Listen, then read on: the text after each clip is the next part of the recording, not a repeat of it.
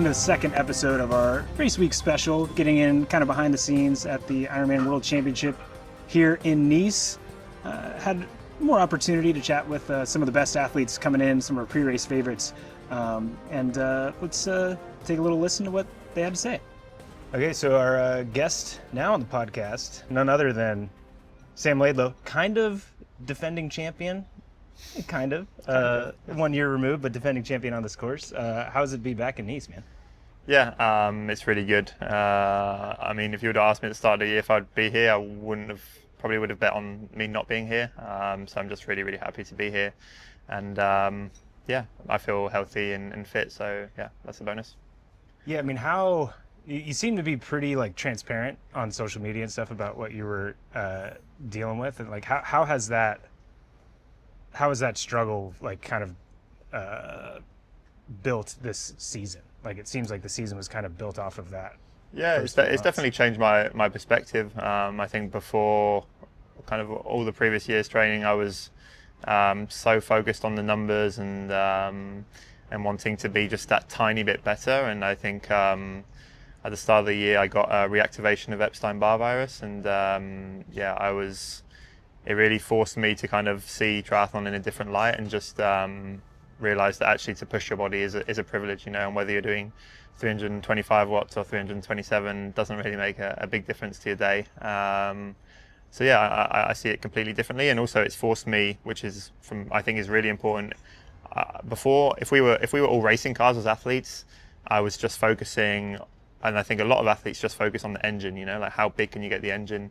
And it kind of forced me to put the car in the garage for a bit and kind of oil up all the nuts and bolts and make sure that everything is running smooth. So I don't think I've got the biggest engine necessarily, but yeah, it's taught me a lot about myself, and hopefully I can bring the whole package on the weekend. That's sweet. So it seems like you've kind of found a silver lining to that experience. Yeah, but then, I mean, when I was in that low, effectively, of me feeling bad, that's the only thing that keeps me going, is that I know that if I can come out of it, I'll learn a lot, and that's always my driving force. And I've had, there will be many more moments of struggles, and I'm quite transparent with it, and I don't like to overdo it. I try to be as honest as possible. I don't want people thinking, he's just playing them all. I always hear these people saying, he's playing them all, telling people that he's sick or ill, and I'm really not. I'm just showing my honest, truthful self. And then at least if kids do want to do triathlon, they know what they're getting themselves into. Yeah, so. No, I appreciate that. And I mean, dude, Epstein-Barr has got to be one of the more frustrating things to deal with, because it's just so vague, right? The only answer is just do less. Yeah, I mean, they call it the silent soldier. It's very difficult to identify, and 80% of us have it already. So it's something that just kind of reactivates, and but it's not that black or white. So it's basically when your immune system is low, the virus comes kind of back out. And I don't know if it's me pushing my body that deep in Kona last year or not. But yeah, I mean it really taught me to just focus on being healthy and showing up to each start line healthy and happy, rather than, as I said, in Kona last year, I was adamant that I was probably the fittest guy on the start line, and I really thought I could win that thing, and I came 18th. So yeah. Yeah, totally. Yeah, and to me, what's crazy about that situation is that somehow you've been able to come out of it and be better as an athlete in some ways, right? Yeah, I mean, we'll find out on Sunday if I'm better. I think I am. I've learned, as I said, to not just focus on building, just getting the highest VO2 or the highest thresholds. There's so many small things that you can look into to make you a better athlete. And yeah, I've gone into these races. I mean, I went into Challenge Roth with having done 10 hours and 40 minutes average per week. And so yeah, I really surprised myself, and I'm not saying that will work for everyone, but I think it's crazy how good you can get just on focusing on quality and health, I'd say. Yeah, and I mean, that was your fastest marathon ever too, right? 2:37. Yeah, that was my fastest marathon. I think, to be fair, my run in Leeds was probably a bit better. There was 43.2k and 500 meters of elevation on the run, so and I did 2:41. I think maybe, or 2:40. Yeah. So yeah, I would argue that run was probably better, and again, this year I've been running slightly less, and that seems to work so far. I think when I run too much, my cycling gets a bit worse, and also with me not being a natural runner, the more I run, the more I'm running tired. And for me, I need to run when I'm fresh, because as soon as I'm tired, I'm just not running very efficiently from a biomechanical standpoint. So just making sure I go into them runs relatively fresh and making sure I'm running well. That's been the key. Yeah. Yeah, I mean, does that give you a different kind of confidence in any way coming into this race? Like I look at your seasons, and hopefully you're not offended, but in years past, like consistency wasn't like your strong suit. Yeah. But this year you look at results, you're like, oh, 2 wins, 2 great runs. Yeah, I mean, I've only done 2 races. So. Yeah, sure. But no, I totally agree that I haven't been the most consistent, and that's been what I've been looking for. This kind of that's the next step for me in my career, is to be consistent with my results. And I think this year the race, I'm going into it with the confidence that I've had from these previous 2 results already this year, because I went into them races, for me, relatively untrained, whereas last year in Kona I was just trying to do so much, and when I look back at some of the stuff I was doing, I was like, just why, and so now I have the confidence to maybe do a little bit less, and even compared to 2 years ago, I was I think on the Monday of the race week I did a 30k run or something, and yesterday I just did a 25-minute swim. So yeah, we'll see. Hopefully it works out, but I've definitely found a kind of inner peace and confidence, which we'll see if it works out for me in the future. Rad.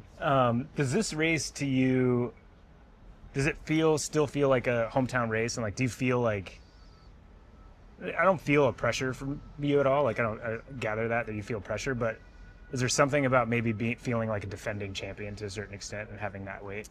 Yeah, I mean, of course, 2 years ago the crowds were crazy, and I kind of didn't really expect it. But I also I would say I feel less pressure than last year and 2 years ago. 2 years ago, I really felt a huge amount of pressure because I hadn't performed all year. I DNF'd in Challenge Roth. I'd finished Challenge Roth, but a long way back, and I DNF'd in Ironman Lanzarote. Yeah. And yet I come second the year before in Kona, and Gustav and Christian weren't here in Nice, so I was like automatically the favourite, kind of. And so I felt a lot of pressure 2 years ago, and I managed to kind of shake it off or put it on other people, which I feel I can be quite good at. But I mean, the good thing with the field this year is that it's anyone's game, and you can't. I mean, I can't really call myself a favourite. There's people with more world titles. There's people with world titles and Olympic titles. There's T100 world champions. There's world record holders. So it's I really like that aspect of it. It's for me it's almost a bit more like cycling, where if you look at world championships, there's no, well, apart from nowadays with Pogacar, but there's never really been a clear favourite. It could be 20 guys that could win, and I think that just shows how the sport is evolving and the quality of the field. Yeah, for me, to a certain extent, I feel like that kind of field suits you well to a certain extent, because to me it comes off, it's like reactive racing, and like an athlete that is just going with their feeling and reacting to somebody passing them or whatever, instead of like old school Ironman World Championships. It's like this, you got to do this, this, and this. But you, to me, seem like the guy that's like, oh, you're trying to drop me on the bike? No, I'll show you what's going on, right? Like, do you respond to that kind of racing? Yeah, certainly. And I think whereas before I was probably one of the only athletes who raced aggressively, now there's more and more athletes to race like that. I think the likes of Jonas Schomburg or Marten van Riel or Jamie Riddle will race very similarly to me, and I think that's good for me. But it's also risky. I raced Jonas this year, and he raced so fast out onto the bike that I didn't even see him. So that's how fast it's going.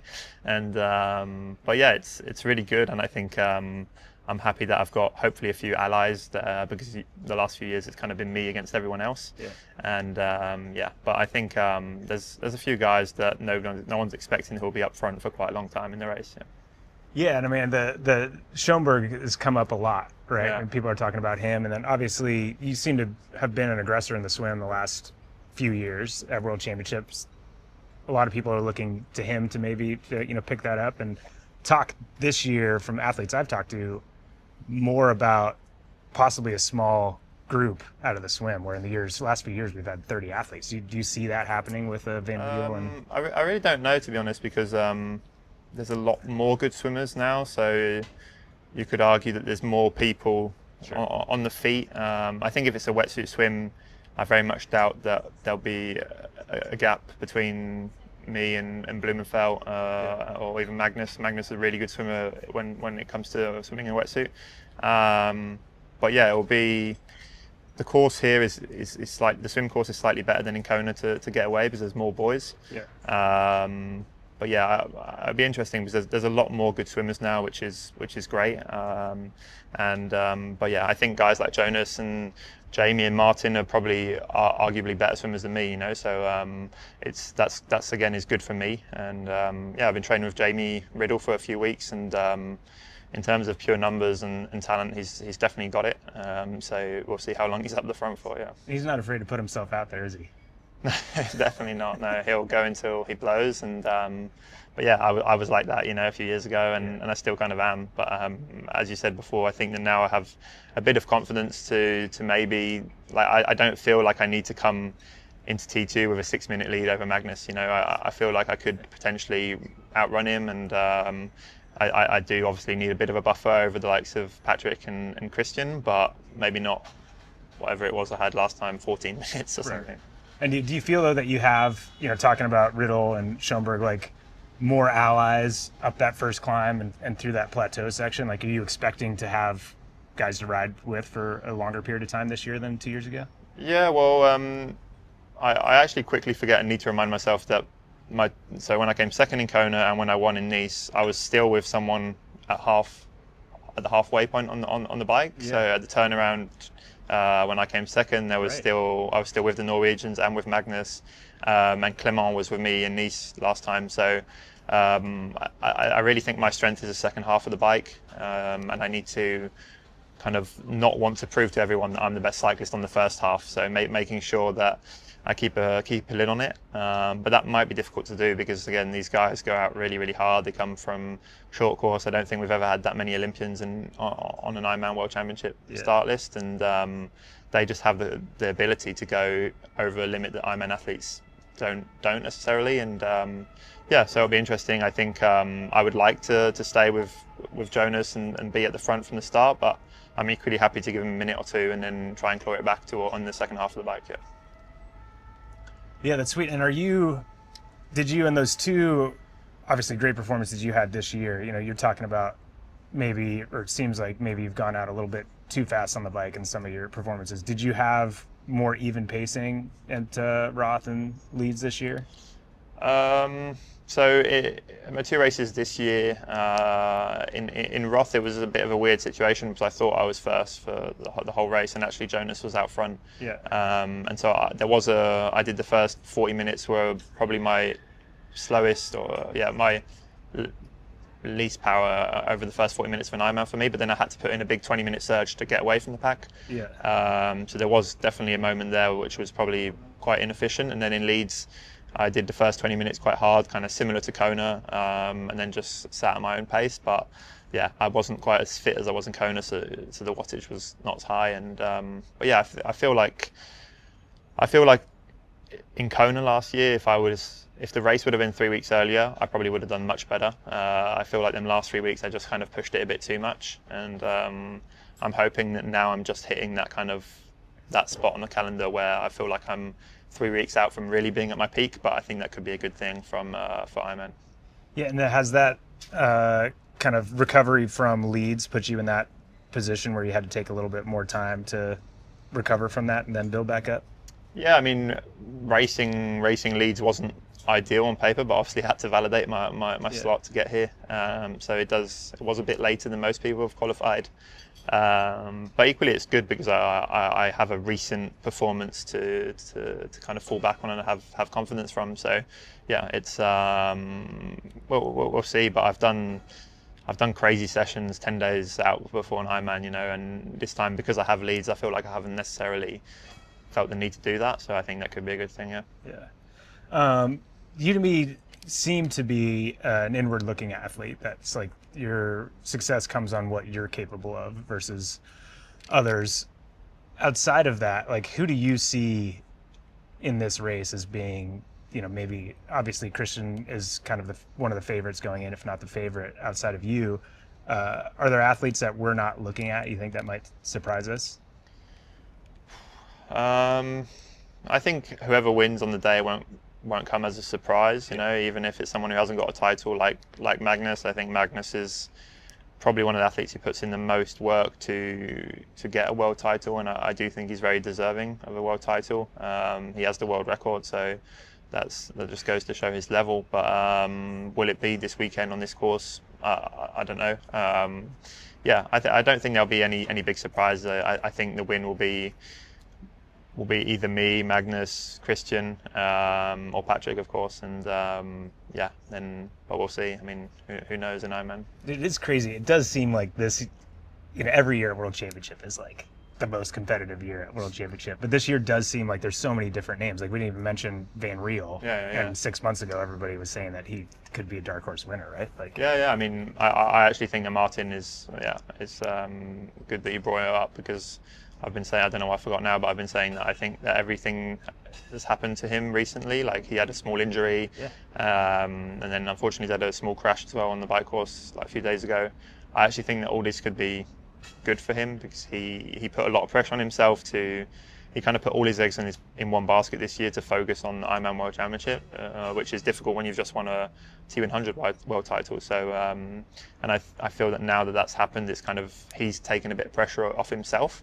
And he's also obviously cycled more and run less, and I think that can work wonders. We've seen it with Tim O'Donnell, or many people, in Kona have their best performances when they haven't run.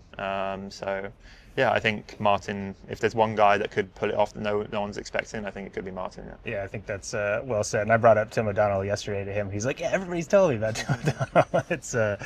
It's happened a few times.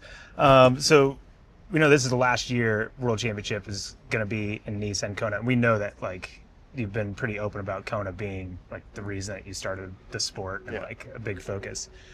There's got to be some like excitement, obviously, to go back to Kona, but like to have this last opportunity. What does that mean to you in Nice to have one more shot?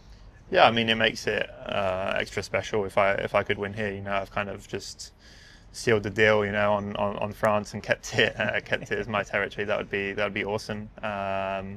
But equally, I'm telling myself that I've got nothing to lose. I've won Nice, and my goal is still Kona. But I mean, I'm here, and I'm fit, and I'm ready to go, and I think I can go considerably faster than 2 years ago. Whether it'll be enough or not to win, we'll see. But I think I did 8:07 or something last year, and I think we'll have to go under 8 hours to win this year. Yeah. You think so? Under 8? I think so, yeah. Well, I'm going to go under 8 anyway. People want to follow, they can. You heard it here first. Which is crazy. I mean, do you ever step back and look at these times, and are you surprised at how quickly the sport is developing? Like, you're considered like an uber cyclist, or you were. Obviously, you're well-rounded, but you're running 2:37s, and like, in your head, probably you're like, I need to run a 2:35 to win this race on Saturday or Sunday. Is that crazy to you? How fast it's getting? Well, to me, no. Yeah. And that's always it's always my argument when you hear, in Ironman anyway, when you hear stories about doping and stuff. I'm like, guys, we're running like 3:45 pace. Like, any man in the street can do it. It's just how long can you hold it for? I don't think there's anything, like, we're not doing crazy things. Nothing's exceptional. Yeah, nothing's exceptional to me. But that's always how I've seen it. I've been put in situations or races from a very young age. I mean, at 14 I was racing Alistair Brownlee and Gomez, and then at 18, 19 I was racing Frodeno, and I never ever once thought, damn, like that's impossible, and so I've been lucky enough to have that mentality. And for me, it was only a matter of time. When I came second in Kona and did 4:04, I signed with Canyon, and I said, right, I'm gonna go under 4 next time, because for me it was logical. I'd done 4:04 with sellotaped extensions, so surely with a bit of support and aerodynamic help, I would go under 4. But yeah, then to me, obviously running a 2:30 off the bike seems incredible, but pretty much all the pros on the start list can run a sub 2:30 you know, if we're just doing a marathon. So it's not. I don't think to any pro it seems amazing. It's just, can you put it all together?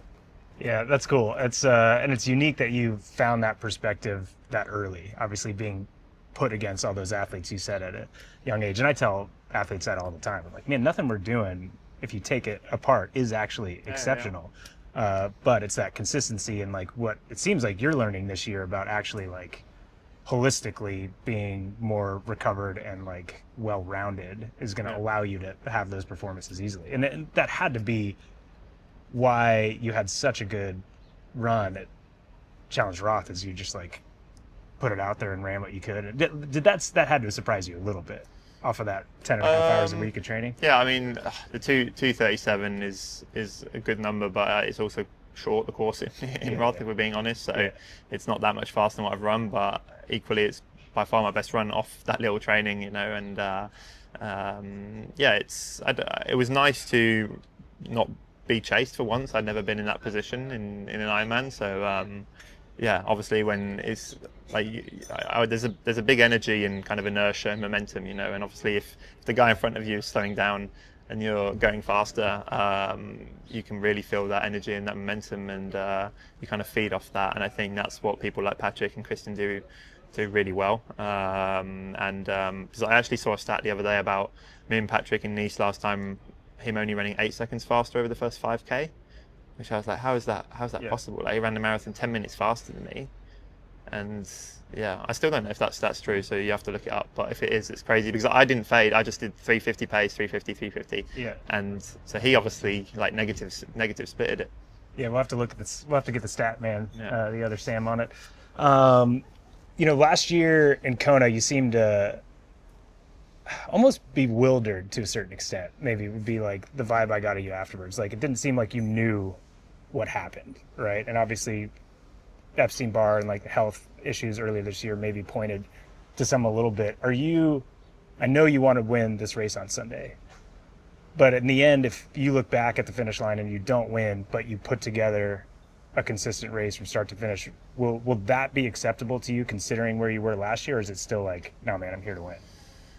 Last year was weird. I'd really put a lot of pressure on myself to win that race, and I think my own expectations were really high, and I was like, that, okay, this is the moment, my whole family's here. And yeah, I really thought that was my moment, and literally as soon as I finished that race, I was like, I should have won that. I don't know what I did, but I should have won that. And yeah, it's funny, and that's what's cool about Ironman, is that you never know what could happen. You know, literally 3K before me blowing up, I was asking James Mitchell what time I'd swam, so I could figure out what I had to do to break the record. So I wasn't even thinking about coming second. You know, I was only thinking about the record, and then 3K later the lights go out, and I definitely messed up my hydration and nutrition strategy there, and obviously I was really on the limit of what I could on the bike, and sometimes you just need a little bit of luck, you know. I missed a few bottles at the start of the bike, and then tried to catch it up and took too much sodium, and yeah, whatever, it is what it is. And that's part of it, and that's the good thing, hopefully, of my career, is that I started it so early that I have many years to learn from these experiences, you know. And I was actually listening to Jan Frodeno's podcast or interview with Gordon Ramsay, because I'm a big Gordon Ramsay fan. Yeah. And he came up with a crazy stat, which is that he said that Gordon Ramsay had more Michelin stars than Jan had done Ironmans, and Gordon Ramsay has 17 Michelin stars, and I've already done 17 Ironmans, you know. So I've already done more Ironmans than Jan's ever done, you know. So it's kind of, so that's, to me, explains why in Nice 2 years ago I was probably able to beat him, is because I already had more experience over the Ironman, you know. Yeah. So yeah, I'm not saying it's probably good for your body to do 60 Ironmans, but yeah, I'm hoping that now I'm at the peak where I've learned enough, you know. I've done 17 Ironmans or something, and that I've hopefully learned something from all of them and can limit the mistakes. So number 18 on Sunday, and hopefully number 2 world champion? Hopefully. Awesome. Sweet. Thanks, man. Appreciate it. Look forward to watching. Cheers, mate. Cool. Well, next guest on our podcast is Marten van Riel. What's going on, man? First Ironman World Championship just a few days away. Yeah, I mean, it's very, very exciting to be here. to live a bit the atmosphere, and you can kind of just feel like the whole city and everything is building towards Sunday. Awesome. Everything going totally smooth in your prep? Well, I feel like the race can only get smoother than the prep, so no, everything has not been going very well for me. I actually twisted my ankle, well, now almost 2 months ago, and missed almost a month of running because of that. So I've had a very panicky run prep. I think, well, right now I've been running for 3 weeks, so it's going to be a 4-week start to marathon program that I've done. But everything has been going quite well in that build up on the running. I did a 30-kilometer run actually this weekend still. So yeah, I think hopefully I got the most out of it. I think I got the most out of it, but yeah, obviously it wasn't the ideal approach, and I wish I didn't have to stop. And then I was getting really, really confident here in the downhills as well, and then reality hit, and I took a little tumble. I slid out. So yeah, the confidence is, I'm gonna have to like rebuild the confidence as well before Sunday. But you know, like that's life, and I'm like, given that injury, I'm actually kind of happy already just to be here and to be, well, hopefully make it to the start line. And everything that comes extra is extra, you know. Yeah, it's the life of a professional triathlete sometimes is seen as this like glamorous thing where everything goes well, but like you said, reality kind of punches you in the face sometimes. But it seems like the crash yesterday is not stressing you out too much. No, I mean, again, like you say, it is what it is, you know, like it's part of the game. Unfortunately, crashes happen. I'm happy I came away relatively unscathed, some bruises, some road rash, but that's it. And like, I opened Instagram this morning and saw Mike Phillips, one of the other guys that was supposed to be racing, broke a bone in his hand, I think. So that makes you always realize, you know, like it's, yeah, you are always lucky to make it to the start line, and you should be appreciative of that. And probably no one had the exact preparation they wanted, and single one of the pros and age groupers have gotten their dark moments, their deep moments in this preparation. So yeah, like everyone has to deal with their troubles, and mine were maybe a bit bigger than I hoped for, but yeah, in the end, on the start line, we're all there, we're all equal. Yeah, well, it's good to hear you've gotten some little running block in before. But how frustrating is it? I know that injury didn't happen like in training, right? Like how frustrating is it to like be in this prep, you're building the season to World Championship, and then you have something out of your control just be like, no, this is not how it's gonna be. Yeah, I mean, it's obviously very frustrating because yeah, you want to do everything good, and I was really trying to do everything good because this was the big goal of my season. You know, I actually love this course, and it's a controversial one, I know, but I feel like this is definitely a World Championship worthy course for me. And I think it also does play into my strengths, you know, like I'm relatively light compared to some other guys. So I had it marked in my calendar since a very long time. And obviously, then having life throw a curveball at me like that, and like having that ankle injury, that really kind of derailed me. But I am actually quite proud of how I handled it, and just tried everything to get the most out of the situation, and I'm 100% sure I did that. I mean, yes, I could have probably been in a better shape, but I am proud of like what I did the last months and the work I put in. So that's all I could do. Yeah, that's sweet. And I appreciate the fact that you're pretty honest in social media about like struggling, like mentally and mental health wise. Like, you know, you've got all this pressure, or, you know, whether it's your pressure or sponsor pressure or just wanting to be a competitive athlete at World Championship. But when something like that happens, it really takes you away from your identity to a certain extent, right? Is it important for you to be transparent and to like show other people that are following you that it's not always that easy and you're a real human just like everybody else? Yeah, I think so, because actually for me, hiding certain things, like hiding if I would be injured or if I'm feeling really bad, it kind of makes me feel even worse, because then I'm like hiding it for the people that I also share this journey with, who are like sometimes also not only the people really close to me that obviously know what is going on in my life, but also like a bit further friends who you would maybe not tell that you're injured or whatever, or like even the fans, like the other participants of events. And I think it's important because, yeah, like we said, all of them probably have gone through their own battles in the last months or years or whatever, leading up to an event like this, or just life in general.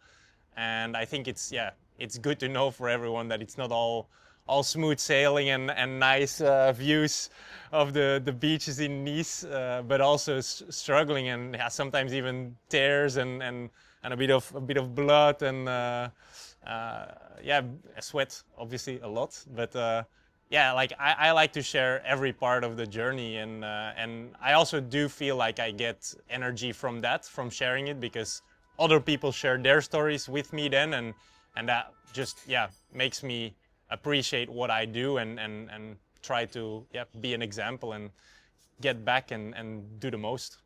The recent move into long course racing of Ironman branded races, 70.3 races, it's very different than that kind of short course atmosphere, not just in like the racing dynamics, but also the fact that you're sharing the course with the amateurs and the people that are fans. Have you noticed that difference, and do you kind of like that change in energy?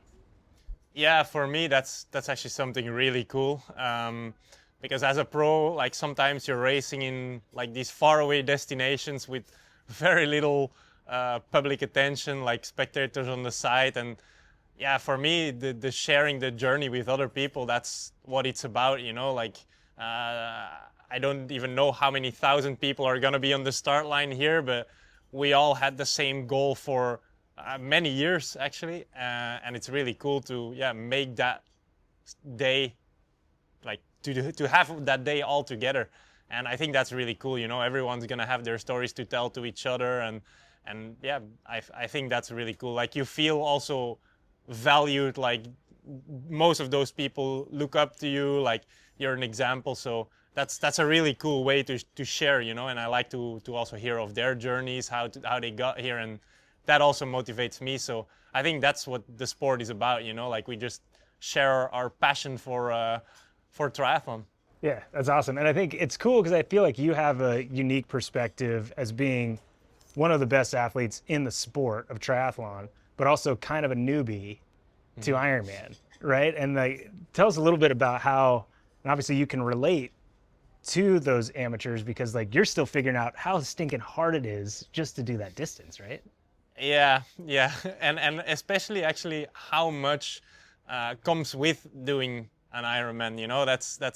It feels like so much more things going on than all the racing I was used to before. Like just the preparation, the days, weeks before, but not only the training, also like having a good nutrition plan, like then setting up your pacing plan, like having all your material in order 100%, and then the last days, like just fine-tuning everything, it's just so much preparation. I mean, it's obviously a very long day as well, doing an Ironman. So I have to say that I'm sure there will be a couple more curveballs this week, and a couple stress moments when I'm preparing, because I'm very prone to forgetting little things, and there's a lot you have to think about when you do an Ironman. So like we all make the same mistakes in the end, but I hope it's not gonna be a big one, like forgetting to put my running shoes or something like that. That's awesome. Yeah, what type of errors are you like forget your swim skin at home, or what? You kind of airheady like that?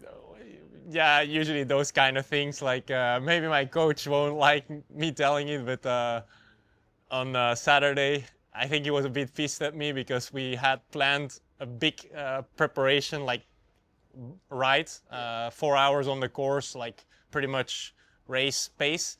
And I was midway the first hill, and I had the red light on my SRAM battery. Battery dead, so I had to go back home. and adapt the plan, you know. But that's also what it's about, you know. Like nothing's gonna go exactly right. You're probably gonna forget to prepare something, but it's how you deal with that as well in a race week, you know. Just stay relaxed. Like we went home and just restarted. Couldn't do the whole route anymore, obviously, but restarted and still had a good training day. So Yeah, and it seems like you're learning that pretty quickly in Ironman racing, that like it's not like in short course you kind of have to have a perfect day to win a race, right? In Ironman, the day's not going to be perfect, and you have to adapt. Like Cozumel obviously didn't go to plan. South Africa, you had a great race, but you could tell I was able to commentate that race that you felt the pressure of that run late. Has that been a fun journey to realize like, oh, you can mess up a little bit, but it's how you problem solve? Like it's kind of. Yeah. Like that makes it interesting, you know. Like you're very, like it's such a long day that you have to make a lot of decisions, and also you have to keep your mind really present. Like you can't really wander off too much. Like you have to think about your nutrition plan, that you have to like, okay, I need to take this at the next aid station. And obviously then, you know, like maybe you dropped that bottle or you couldn't grab what you wanted. So then you have to start like rethinking, damn, the next aid station, I'm gonna really need to take this, so maybe I'll go a little bit slower through the aid station. Same thing pacing wise, you know, like the only thing you control is yourself, but obviously as pros, we have some dynamics going on, so we need to make decisions like, do I go with this attack that also on Sunday for sure some guy like Sam Laidlow is gonna try something. Am I gonna go with it? Am I gonna let him go? Like it's a lot of these small decisions that obviously you can make some mistakes, but in the end it's gonna be the sum of all those little decisions you make in a race that define where you're gonna end. Yeah, no, for sure. And so from the very beginning of the year, you know, once everybody knew you were qualified for this race, like, and pros I talked to were like, oh man, like you're the X factor, right? Like we don't really know. Like everybody knows how talented of an athlete you are, but obviously not proven per se over the Ironman distance.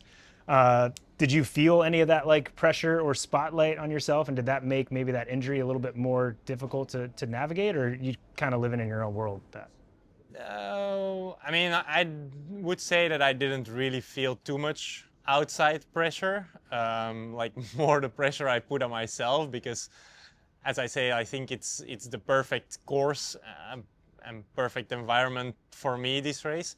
So I did put a lot of expectations and pressure on myself, and for that injury was obviously very disappointing. But again, like now I'm just trying to feel as free as possible, and like now the expectations probably from other people and from myself are, well, reasonably so less, but that also gives freedom, you know, like I can just race how I want, and you know, like who knows, you know, like there have been a lot of stories in the past years or in the whole triathlon history of people really thinking they weren't underprepared or were not exactly up to the challenge, and just having that day, you know. So yeah, I mean, I can't remember what year it was, but I know Tim O'Donnell was second, and I don't think he ran for 6 weeks before the race or something like that, right? Yeah, a lot of people sent me that story actually, and then I think Anna Haug had something as well in 2023,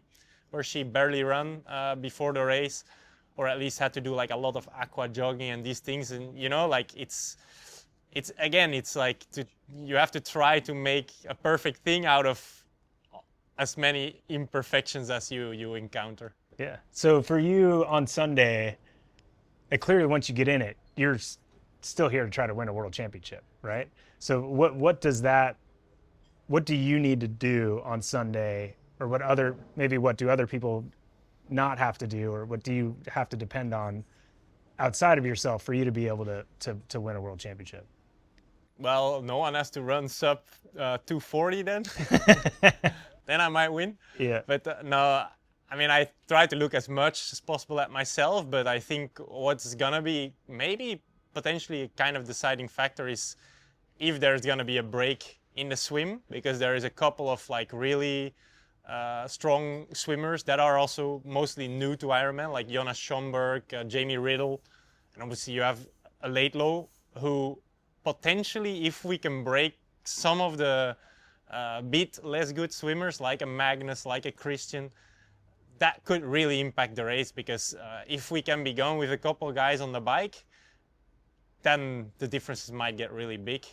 So ideal scenario, that would happen, you know, like there would be a bit of like some breaks forming in the swim already, because I think that everyone is really well prepared this year for the course for like this race. So I think if we don't break it up in the swim, it's probably gonna stay more close than most people think.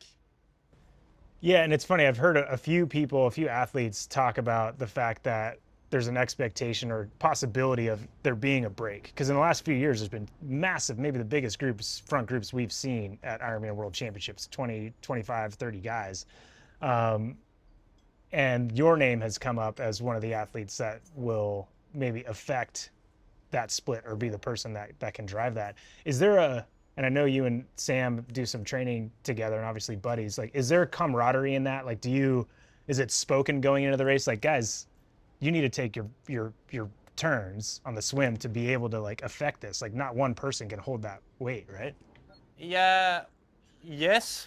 Like usually we do talk a bit about it. We haven't really yet, but normally we do talk a little bit about it. But there is also usually just this kind of understanding, you know, like we all know kind of from each other what we want and what our strengths are. So we know, like a guy like Sam and me, like we probably know that, especially on the first part where it's a lot of climbing, we're really going to be able to use each other, you know, like maybe on the flat parts he's a bit stronger than me, maybe on the climbs I might be a bit stronger, I'm not sure.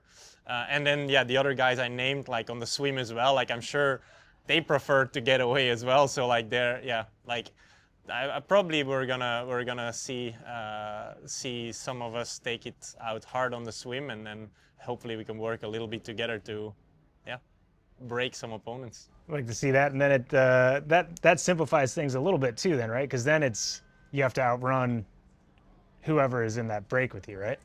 Yeah, that's it. I mean, I think that if I'm in a good running shape, there's not many of the guys present that could outrun me. I'm realistic, so I know I'm probably not in the best run shape of my life. But I still feel confident that if it's not a massive pack, that I have a chance. And I also don't think ever we'd come in with a massive pack on a selective course like this. So yeah, still confident there can be something. That's sweet. And obviously you had the ability to race the 70.3 here. Did that give you a little bit of confidence to like know that you can execute on this course and come up on top? Yeah, for sure. I mean, it's kind of a similar course, especially like the layout. The climb is different, but the descent is the same.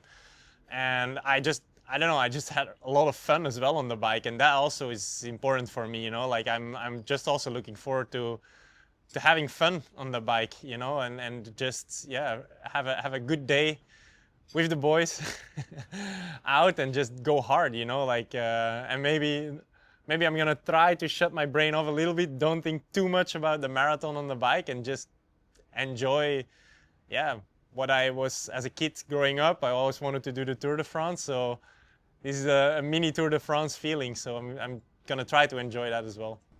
Yeah, that's sweet. And that to me is what's cool about this course, is that there's always tactics, and even like in Kona, there's like a recipe for how the race is going to go. Like we kind of know how it's going to go to a certain extent, like tactic wise.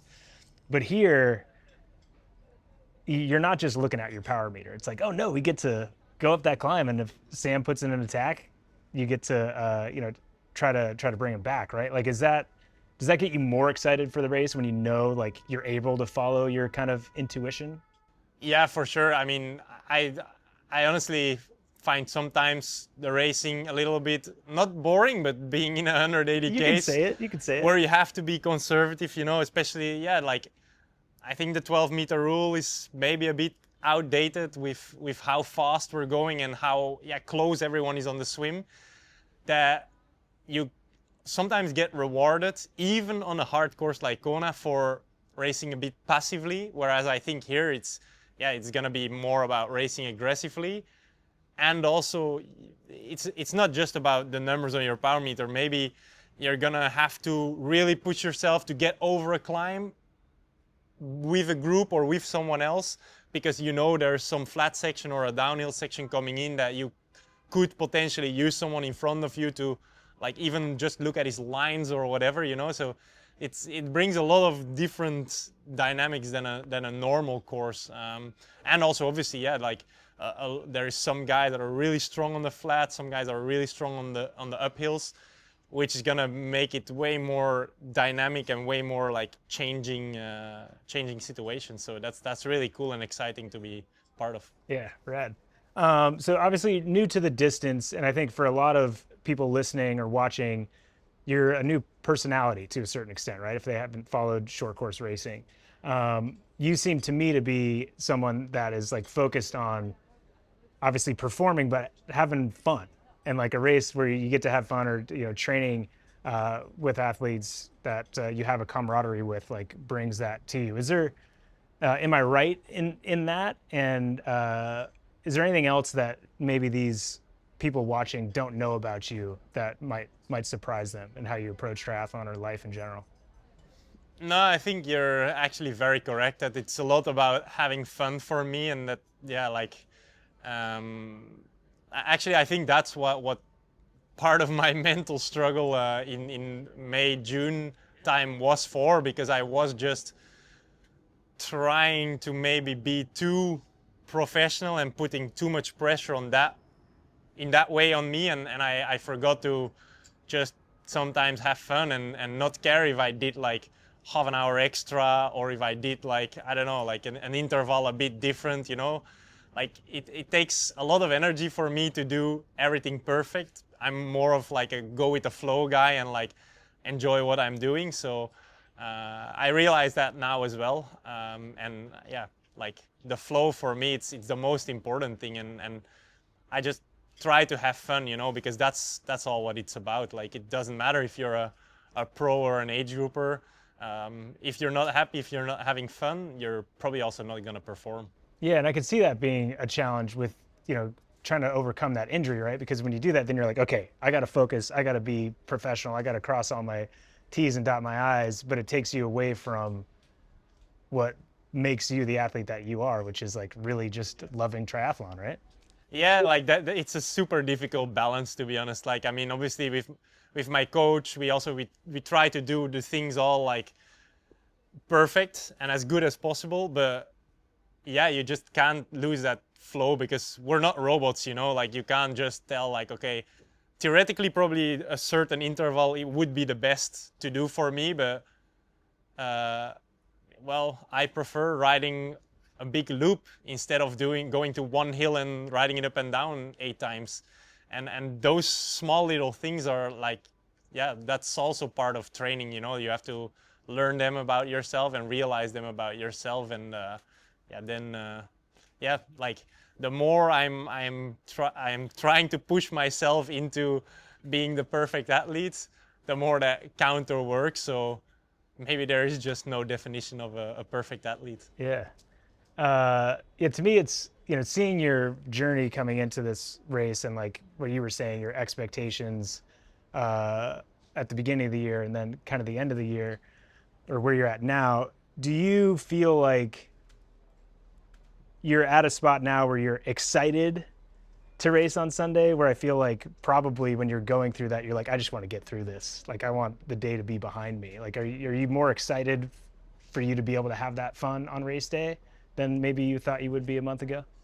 Yeah, actually, yes.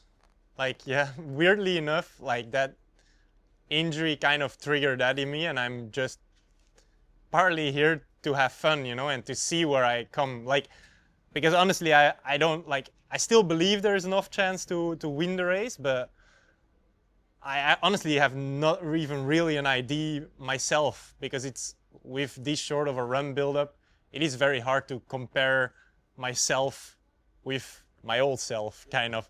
So yeah, like it's kind of just, I'm just free to have fun, like free to race how I want, and like we'll see where it ends. And that's maybe sometimes that can be a dangerous combination for me, like that it's actually, yeah, makes me strong. Yeah, I can see the sparkle in your eyes when you talk about that. Because yeah, I mean it's funny because I think, you know, recently over the last few years, people have realized like neuroscience and like positivity and that actually has an impact. And I probably now talking to you have more of a thought that you can win this race than possibly before, because you're going in like, what's that difference? Like coming in with pressure, knowing you have what it takes to win versus I have no expectations to win and just have a good time and see what happens. Like that's the mentality in the athlete, that like you can just go in that much more relaxed, right? And have that fun. Yeah, that's it. I mean, we also saw it last year. Patrick, like not many people were putting too much pressure on him anymore. Like he was kind of let out of a lot of the conversations and then took the tape. So yeah, I think that it, like everyone obviously has their own mental motivations, but that I think it's not bad for me. This obviously I would have preferred to see the whole preparation different, but who knows, you know. That's awesome. Well, man, I'm looking forward to seeing you race on Sunday and excited to see you have fun out there. Yeah, thank you. Let's have fun. Thanks for chatting. Okay, our next guest is none other than American Matthew Marquardt, coming off a couple big wins. How's it going, man? Good, good. It's awesome to be in France. I've been here for almost a week now, and very much settling in and enjoying all aspects of the Riviera life, except for not the late night part. What aspects are your favorite? You know, the weather's perfect. It's pretty much always sunny. I love France in general and French food, and so it's just really been a great time, and love any opportunity to travel and see a new place, even though I've been here before. So it's the double whammy of being able to see something new, but also see it again at the same time. Sweet. And are you excited to take advantage of our last opportunity at IRONMAN World Championship here in Nice? Of course, yeah. You know, it's really great to be back in France, and very excited that we'll be back in Kona kind of for the foreseeable future next year. But at the same time, like there are memories that have been made here, and I've enjoyed being back and kind of revisiting those memories again. So definitely trying to make the most of the fact that this will be the last time, at least for a full distance, Ironman World Championship here in France. Yeah, sweet. Dude, you've had quite the season. Would you think you'd be sitting here with the races and the results that you've had this year if you were thinking about this in February or March? Definitely no. I mean, I think like my career so far has been one marked by consistency with relatively good results across the board. And so the start of the year where I got 15th at Texas and 15th at St. George was definitely not the way we wanted to start the season, especially considering how good training had gone from January to April. And so it's been a really nice turn of events to have a win at Ironman Cairns and Ironman at Ironman Lake Placid, and just super excited to be here. And obviously past results doesn't guarantee future results, but it certainly brings confidence and has showed me that I can race in a different way than I historically have raced. Right. And do you think there's like a silver lining to that? Like I look back at your results and it was like 15th in Kona, I think 35th or so in Topaz, and then 15th, 2 15ths, as you said, which is very much outside of your like kind of crazy entrance into pro triathlon. Like the fact that you were on the podium like every race you entered. Do you think you've gained some perspective maybe from that experience? I think the biggest thing that I've learned from it is the like strategy around racing. Kind of when I look back at Kona last year, I think the biggest areas of growth were not necessarily from the physical side of things, but more of the race strategy sides of things. And I think that I made some decisions during that race that did not set me up for success on the run. And I think that has really carried forward into this season. And then, you know, kind of not having a great result at Topaz and then Texas and whatnot, I think all of that, you know, it does just reaffirm that like you're never guaranteed anything. And, you're never entitled to anything, which I'd like to believe that I've always like believed and carried with me. But I think, you know, having like some not great results, even when the training up to that race was really good, just kind of reaffirms those things and just makes me that much more grateful for the results that I've had since. Rad. And it seems like also though, like logistically, like you've had to problem solve a lot because of those results. And tell me if I'm off base, but like I was lucky enough to commentate Cairns and Placid, and I think you even said that you heard me commentating in Placid in transition. I think so, yeah. And like I'm on this trip that's like there to some extent the cramping thing seems to be a benefit because you're starting the bike more casually and it seems like you're riding back half better, and then your runs are on a different level than they were in the past. Do you think that there's something there, or am I just making it up? Yeah, no, I mean, I certainly think like from a confidence level, it's shown me that I can race in a completely different way than I'd ever thought. I think before having these spasms, I very much had this mentality of like, I have to make the front swim group, and if I don't make the front swim group, like things are over. And I very much learned through these spasms and through the racing that that's not the case.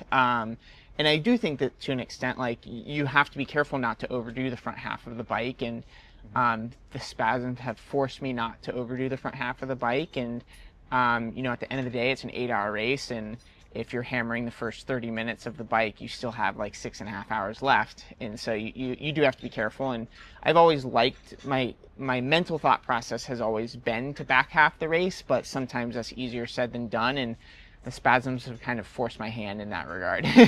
And do you think you've learned enough? Like, it's so hard as an athlete too. Like, you've learned that, but like if you don't cramp on this race, and obviously we hope that you don't, is there still a part of you that might go out super hard, or like will you be able to absorb like, no, I tend to do better if I like chill a little bit? Yeah, I mean, I think that's going to be a little bit of that you can't really figure out until in the moment, and kind of seeing the dynamics of the race play out. But that's certainly going to be a thought that's going to be in my mind of like, you know, reminding myself that, hey, it's a long day, this is a particularly challenging course, and to not overdo it, because yeah, it's just a really long day. And everyone can ride well for the first hour, but what really matters is how well you can run the last hour, and so that's really gonna kind of be my focus for this race.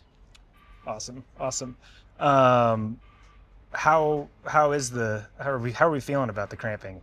So I mean, relatively, really pretty good. I feel like we've taken as a medical student, I've taken a very systematic approach, kind of laid out all the things that we thought it could possibly be and ruled out a lot of them. That's part of the reason why I've raced as much as I have this year, is to rule out things and try different things and see what works and what doesn't. And I feel like each race we've gotten progressively better. We obviously haven't completely nixed it yet, but I feel really confident that we know what the problem is. And then the question is going to be whether or not we know the solution to the problem. That's what we're really going to see on Sunday. And so the problem is basically, very simply, is that the arching of my back during the swim is causing a slight compression on one of what we call the nerve roots coming out of my spine. And those nerves are the nerves that control the muscles on the front upper part of my leg, so the quad muscles. And basically what's happening is when I get out of the swim, that compression is being released, and there's basically an overflow of signal going to those muscles, causing spasms, and then things, you know, kind of settle down after a couple of minutes, because when I'm on the bike, I'm flexed forward, and so there's no longer pressure on those nerves, and that's why things kind of miraculously just become better, and, you know, without any problems the rest of the race. So I feel very confident that that's the problem, but whether or not the things that we've done to address that problem will be the solution, I think, is still up for debate.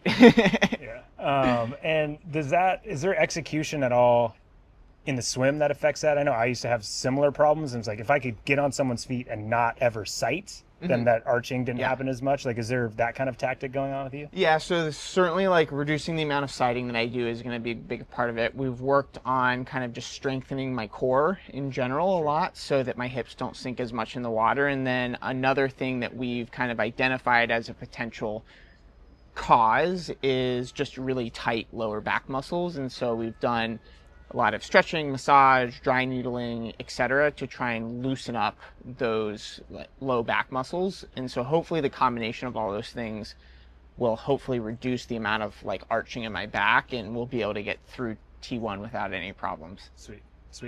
Again, man, this season has been like, the last few races has been pretty crazy. You got to be stoked on it. And that, to me, that Placid, like Cairns was special because you were just so far back and like you fought to the end, and that was an amazing race. But like Placid, the time that you put on the board in Placid was, for those of us that are mortals and have raced that event, like the fact that you guys are going 750 there is insane. Like that's got to give you a lot of confidence coming to a challenging course like this. Yeah, no, it certainly does. I mean, I think the bike, the run that I put together after the bike that we had at Lake Placid certainly builds a lot of confidence into this course. At the end of the day, I still can't go crazy on the bike on Sunday, but the bike that I put together and then the ability to run the way that I did was huge confidence boost. And we'll see. I mean, I started the run at Lake Placid and I was like, oh, I don't know about this. I don't know if this is going to work or not. And to go 2:39 on that course was really cool. And to like get past for the win and still like maintain your own pace and race and be able to come back. It's gotta feel and that's good. just like some of the maturity and the racing tactics that I would say that I've taken away, especially the last 12 months. Yeah. Is kind of why I was able to do that in that race. Sweet. And how was recovery after that? It was good. It was really nice to be home for a solid 5 or 6 weeks. Pretty much from the end of April until Lake Placid, I had barely been home for maybe more than a week or two at a time. With that before, like even just a weekend trip here and there, and so it was nice to kind of really settle down, get some med school work done, get some research done, and then also put in a good block of training. And so that's been really nice. And then we've got this, and then I'm straight back into school. So this is like the last little bit of like vacation, I guess, before things get really crazy again. The busiest man in triathlon. There's no doubt. Especially to me, it's crazy that you are probably the busiest man in triathlon, but you still manage it. You travel more than a lot of North Americans, right? And like, does that give you like a built-in rest, the travel? Yeah, I would say so. In that, triathlon is my break from medicine, and medicine's my break from triathlon. And so, I mean, my vacation days are all spent going to races. So I kind of have to make them. I have to count them as a break, both mentally and in actuality. That's sweet. Well, it's definitely not going to be a break on Sunday. A lot of work to be done. And, the last few years of World Championships, the front swim group has been pretty big. Mm-hmm. You were able to be first out of the water here 2 years ago. Do there's a lot of chatter about maybe this year being a little different and maybe a smaller group getting off the front. What do you expect the dynamics to be like? And especially considering what we just talked about with cramping, what's your approach to be where you need to be, but also maybe not overstress yourself? Yeah, it'll be really interesting. One of the things from a swim standpoint, since this course is, an upside down W, those turns provide more opportunities for the group to break up. That's one of the things with Kona, with it being just out and back, is that it's a lot easier for a really large group to form. So certainly possible that a smaller group will go, and it's really hard to say how hard people will push it. I mean, there's some really great swimmers here, and I'll certainly do my best to stay with them. But again, at the end of the day, you can never really win the race on the swim, but you can lose it. So there's a balance of making sure that you're putting in a good swim time, but also not overdoing it as well. And we'll just have to see what happens on race day. Right on. And this bike course seems to set itself up well for kind of what you have been dealing with and working around that. Like the first 10K, is that going to be enough time for you to like let things loosen up? Hopefully, if a spasm does happen, hopefully the first 6 miles or 15 to 20 minutes of the race should hopefully be enough to kind of let things loosen up, because once you start to go up really quickly, and you have to be ready for it. That's awesome. 2 years ago, you had a great race, but it was like, the 11th place is so hard sometimes, right? You're like, I was top 11 at World Championships. It sounds a little bit different. But to me, you seem like a different athlete than you were 2 years ago, even though, which is crazy to say because you were so impressive in those 2 years leading up to that race. Do you see that? And what do you feel like you're capable of at this race? Yeah, I mean, it's really hard to say exactly like a place that I'll finish, especially because that was obviously a very competitive field that year, but like last year was even more competitive, and I feel like this year is even more competitive because the level of the sport keeps just going up and up, and so a past result is definitely not a guarantee for future. I definitely feel like I'm a much stronger athlete kind of across the board, and really hope that I'll be able to put together a really solid bike and run. 2 years ago, I came into the run having overdone the bike a little bit and was really proud of the run that I was still able to put together. And so hopefully this time I'll be a little bit fresher on the run and can do something even more special, but we'll see. Yeah, it's crazy because you still ran a 2:43.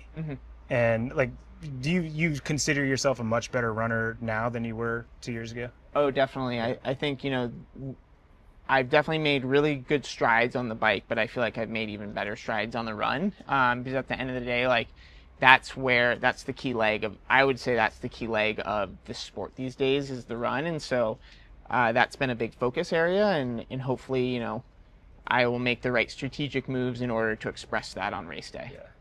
And it's so hard for me, sitting where I'm at and being someone that obviously participated in the sport years ago, to see, like, especially at Placid, like, I feel like that front bike group was 5 years ago, you would have called any of those guys Uber cyclists.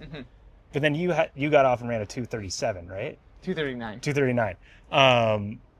Is it crazy to you how fast, like, the all around, like the fact that the Uber bikers you have to run under 2:40 to win a race still? Like, are you new enough to the sport where it doesn't shock you as much as it shocks me? Yeah, I think I'm new enough that it doesn't really shock me, and I really tried to have a mentality of like that there are no limits, because I think that, yes, like let's just talk about the 2:30 barrier, like that's been a big thing, but at the end of the day, this is me over philosophizing things, like 2:30 is a construct that humans have made, and in a slightly different timing system that would be a 2:29:53 or something like that, or 2:40. And so, like, when you set barriers like that, I think all it does is hinder your abilities to really reach your potential. And so I try not to think too much about, like, this time or that time, but, like, okay, can I go a little bit faster than I have previously? That's kind of my goal is always to get a little bit better. And if that little bit better ends up breaking a barrier, then great. That's awesome. I'd be remiss not to ask, because as you said, you're so balanced in your work life. You've got 2 jobs, I guess. You probably have like 3 jobs. I don't know. How is the other side? How is school and that side of life going for you? It's been good. So this summer time, I've been able to race as much as I have because I've been on a research block, which gives me more flexibility to work wherever. And that's gone really well. We got a couple papers out and a couple papers that we're waiting for a result to hopefully get published soon. So that's all really exciting. And then literally the day I get back, I'll be back into rotations. I'll be back in the hospital. And this fall, I'll be doing my internal medicine, psychiatry, and neurology rotations, which, will definitely be like a new experience and one that I'm looking forward to. And, it's busy and certainly a challenge to balance training with rotations in particular, but did it super well from January to April, and so I have no reason not to expect that would happen again in the fall. And so I don't know, it just keeps it all interesting, keeps everything with a purpose and a bigger goal than just one workout or anything like that. That's awesome.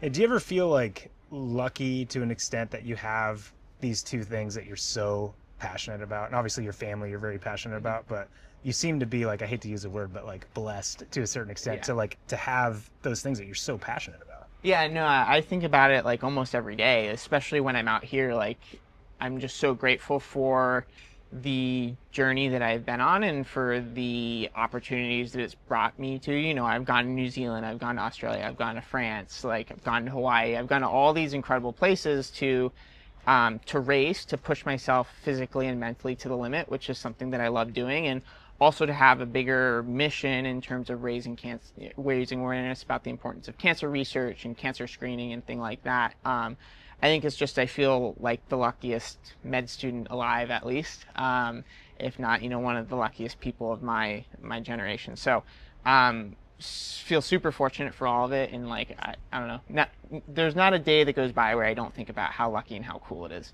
That's sweet, man. And I will say, I think we're lucky to have like that, your example of the fact that it's not just about triathlon, and to see someone at the top level of sport. I think for amateurs especially, you're a great example, because 98% of them still have a job and a family and all these other things that they're working on, and to see someone like you be able to balance those things so well is pretty sweet. For sure, yeah. And I mean, I get inspiration from the age groupers too, because I know that they're balancing both, and so it goes both ways. That's awesome. Well, sweet, man. Thanks for sitting down and chatting with us, and looking forward to seeing you crush out there on Sunday. Thank you. Great chatting with Van Riel, Laidlow, and Matthew Marquardt. 3 athletes all kind of coming in to this World Championship with probably the same goal, but kind of different experiences heading into this race. Obviously, Marten with his first World Championship attempt at the Ironman distance, and Sam with the defending championship, and Matthew still kind of working through those things that have saw him taken out of contention last year at the World Championship. So great to hear from those guys. A lot more content coming at you from this week here in Nice at the Ironman Insider Podcast presented by Marten. Keep an eye on this space for more to come. I'm your host, Matt Lieto. Thanks so much for listening in.